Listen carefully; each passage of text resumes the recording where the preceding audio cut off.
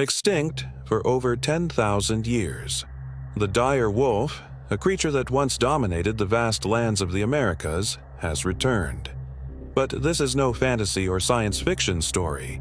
This is real science, advancing at an astonishing pace. Romulus and Remus, two 6-month-old pups, but their size and behavior defy what we know about modern canines. They weigh 80 pounds, measure nearly 4 feet long, and show no interest in approaching humans.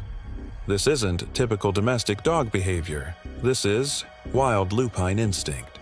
These are dire wolves, creatures brought back to life through genetic engineering. The company Colossal Biosciences has achieved what once seemed impossible.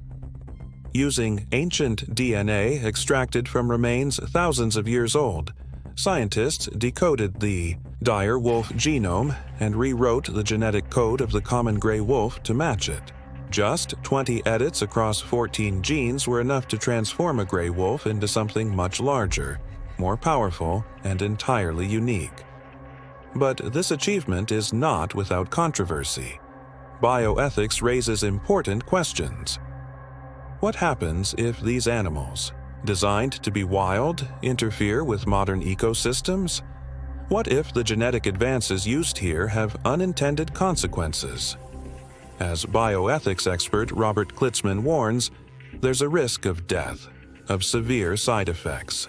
There's a lot of suffering involved. Yet, for Colossal Biosciences, this technology is not just an option. It's a moral imperative. According to Beth Shapiro, the company's chief science officer, we are an evolutionary force at this point. We are deciding what the future of these species will be.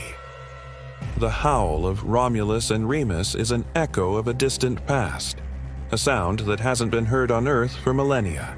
But it's also a call to the future, a reminder that, as a species, we have the power to correct some of the damage we've done to the planet. Romulus, Remus, and their sister Khaleesi are not just scientific experiments. They are symbols of hope, but also of responsibility. Their return raises fundamental questions. Can we revive extinct species without endangering those that still exist? And are we ready to face the consequences of playing God? Subscribe for more news on science and technology. Together, we'll explore the limits of what's possible.